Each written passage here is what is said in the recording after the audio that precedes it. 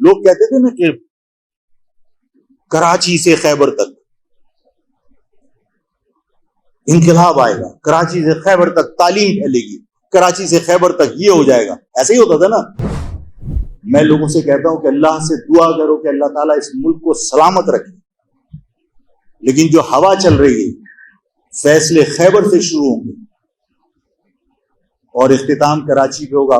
پاکستان بچانے کی اگر کوئی آخری جنگ لڑے گا تو وہ مہاجر ہوں گے، لیکن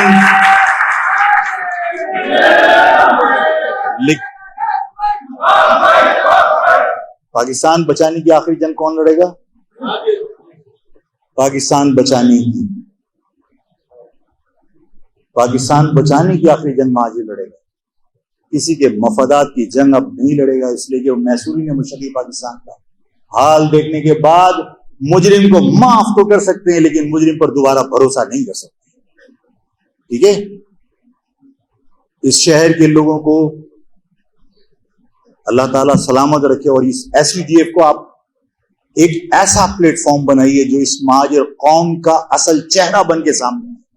کہ مہاجر قوم کے لوگوں کا جو چہرہ ایجنسیوں نے مسخ کیا کہ کوئی زخمی ہے، معذور ہے بیچارہ، اس کا ایف آئی آر کے اندر باقاعدہ لکھا گیا فلاں ٹنٹا، فلاں کانا، فلاں لنگڑا. ہماری قوم کا چہرہ مسخ کرنے کے لیے یہ حرکتیں کی گئی. میں چاہتا ہوں میری قوم کا چہرہ یہ پڑھے لکھے نوجوان بنے. میری قوم کا چہرہ سر سید نہیں تو اس پاکستان میں جو لوگ میری قوم کے نمائندے تھے، بزرگ تھے، چاہے وہ حکیم سعید ہو، وہ میری قوم کا چہرہ ہے. میری قوم کا اگر کوئی چہرہ ہے تو پروفیسر غفور ہے. میری قوم کا اگر کوئی چہرہ ہے تو مولانا نورانی ہے. میری قوم کا اگر کوئی چہرہ ہے تو رئیس امروی ہے. میری قوم کا اگر کوئی چہرہ ہے تو ڈاکٹر قدیر ہے، جس کی وجہ سے آج فن خان بن کر ہم پاکستان کے اندر اکڑ کر بات کرتے ہیں. تو میری قوم کا چہرہ اگر پروفیسر غفور ہیں، اگر میری قوم کا چہرہ شاہ احمد نورانی صاحب ہیں، تو میری قوم کا چہرہ کل آپ بنیں گے. اس کراچی میں کون سے ایسے حالات پیدا کیے کہ $3 ارب جو آپ کو ملیں گے کل وہ کسی کھاد میں ڈال دو گے اور وہ کوئی پودا نکلے گا اور سونا اگلنا شروع کر دے گا. وہ $3 ارب بھی اسکیئر ٹیکر گورنمنٹ سے پہلے جو پیسے آئے تھے وہ سب اپنی تشہیری مہم میں ختم ہو چکے. وہ آپ کے لیے نہیں آئے تھے، وہ حصے بٹ چکے سب کے. اب بات یہ کہ $23 ارب واپس کرنے نہیں کر سکتے آپ. پھر $23 ارب واپس کرنے کے لیے قرضے لوگے، پھر اس کا قرضہ سود چڑھے گا. آخر میں یہی ہوگا کہ تم دے نہیں سکتے. تم جب یہ دے نہیں سکتے اور ہم پاکستان کے ایئرپورٹ لیز پر دے رہے ہیں پیسے نہ ہونے کی وجہ سے، ہم اپنی صنعتیں دے رہے ہیں کہ پیسے نہیں ہمارے پاس. جب تم اپنی چیزیں بیچ رہے ہو تو کل وہ چیز بھی بیچو گے جو آپ نے اپنی دفاع کے لیے بنائی تھی. اس کے بعد اس پاکستان کی سالمیت کا ذمہ دار کون ہوگا؟ وہ لوگ جو گلاب کی پتیوں میں ہاتھ دھوتے ہیں، وہ لوگ جو اپنے ناخن سے کھانے کی اسمیل ختم کرنے کے لیے نیبو سے ناخن صاف کرتے ہیں، یا وہ لوگ جو اپنے ہاتھوں سے مزدوری کر کے اپنے بچوں کو پال رہے ہیں. صرف وہ ہاتھ ہوں گے جو اس ملک کی حفاظت کریں گے، اور وہ ہاتھ تمہارے ہیں، وہ ہاتھ میرے ہیں. ہم حفاظت کر سکتے ہیں. ہم اس پاکستان کو بچانا چاہتے ہیں. 7.5 لاکھ تعلیم یافتہ لوگ اس ملک سے باہر گئے اس سال 1.5 سال میں.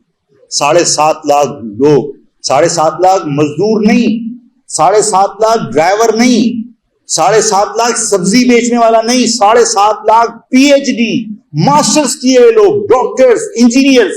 اگر انہیں تم آج یہاں تحفظ فراہم کرتے تو وہ اس پاکستان کی کتنی خدمت کرتے. آج جن لوگوں نے جن سائنسدانوں نے بھارت کا سیارہ چاند پہ بھیج دیا، ان کی پتلونوں میں کتنی سلوٹیں پڑی ہوئی تھی بیلٹ باندھنے کے بعد کہ لگ رہا تھا کہ ہاں یہ لوگ اپنے کام سے محبت کرتے ہیں، ان کو اپنے ڈریسنگ سے محبت نہیں ہے. ان کی تنخواہیں اتنی نہیں ہے کہ جن کے جمع ہونے کے بعد انہیں کروڑپتی کہا جائے. میں نے آج ہی اخبار میں پڑھا.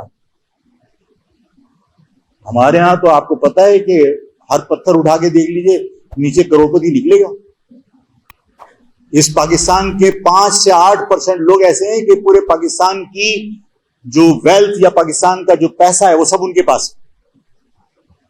لوگ کہتے ہیں نا کون سی چائے تھی کہ پاکستان کے اندر فلاں چائے تھی تو وہ چائے جو ہے وہ پاکستان کے اندر چائے لاہور میں بکی تو پوری دنیا کا ریکارڈ ٹوٹ گیا. یار پاکستان کے پاس پیسہ کم تھوڑی ہے, وہ لاہور کے اندر رہتا کون ہے؟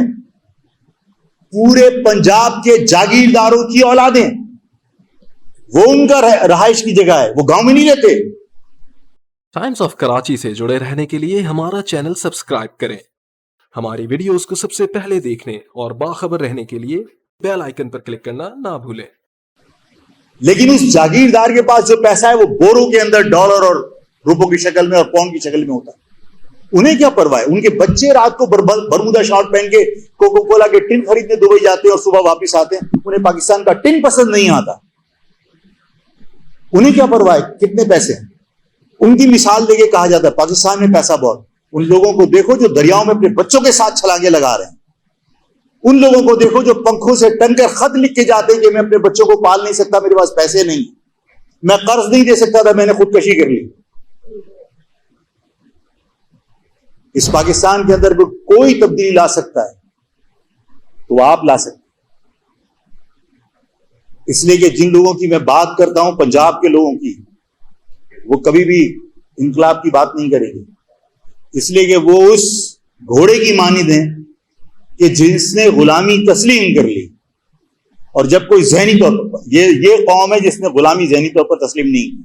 میں آپ لوگوں کی بات کر رہا ہوں, اس لیے کہ آپ کی رگوں میں جو خون ہے وہ کسی غلام کا نہیں ہے, حاکموں کا ہے, مارشل کا ہے. میں ہمیشہ کہتا ہوں تاکہ میرے لوگوں کو احساس ہو کہ تم غلام نہیں ہو. اس قوم کے بارے میں اگر میں کہتا ہوں نا کہ یہ قوم غلام نہیں ہے, فاروق ہے تو حضرت عمر فاروق سے نسبت کرتا ہے تو حاکم تھے. اگر صدیقی حضرت ابوبکر صدیق سے نسبت کرتا ہے تو صدیقی حاکم تھے. اگر عثمان غنی سے نسبت کرتا ہے, عثمانی لکھتا ہے تو عثمان غنی حاکم تھے. اگر کوئی سید لکھتا ہے حضرت علی سے نسبت کر سکتا ہے تو ہاتھ کے حاکم تھے. اور اگر کوئی راجپوت ہے, رانگڑ ہے, کیا کہتے ہیں اس کو, قائم خانی ہے, یہ سب کون لوگ ہیں؟ مارشل. کبھی ہتھیار نہیں ڈالے. رانگڑ کس کو کہتے ہیں؟ رنگڑ, میدان جنگ میں گڑ جانے والے لوگ. اس لیے میں کہتا ہوں یہ قوم ہے جس نے غلامی تسلیم نہیں کی. یہ قوم ہے جو پاکستان کی باقی عوام کو بھی آزادی دلوا سکتی ہے. باقی قوم کی حالت یہ ہے کہ باقی قوم ذہنی طور پر غلامی تسلیم کر چکی ہے. اس لیے کہ نسلیں ہی غلامی تسلیم کر کے پیدا ہوئی. جو لوگ آج مختلف ناموں سے پکارے جاتے ہیں, میں کسی کی تصحیح کرنا نہیں چاہتا. کوئی دو آنے میں کتے نہلاتا تھا, تو کوئی مخبریاں کرتا تھا, کسی نے آزادی کی تحریک کے لوگوں کو شہید کروا کر ان کے سر لا کر پیسے وصول کیے. یہ وہ لوگ ہیں جو آج سردار اور چودھری بنے بیٹھے ہیں. یہ غلام تھے, غلام ہیں, ان کی اولادیں بھی غلام, ان کی نسلیں بھی غلام. رزلٹ یہ ہے کہ یہ اس گھوڑے کی مانند ہے کہ گھوڑا جب غلامی تسلیم کر لیتا ہے نا تو اس کی لگام ایک چھوٹا سا پپی وہ منہ میں لے کے چل رہا تھا اور گھوڑا اس کے پیچھے پیچھے چل رہا تھا. تو اس کے نیچے کیپشن یہ لکھا تھا کہ اگر ذہنی طور پر تم نے غلامی تسلیم کر لی تو تمہاری جسامت, تمہاری طاقت بے معنی ہے, اس کی کوئی حیثیت نہیں.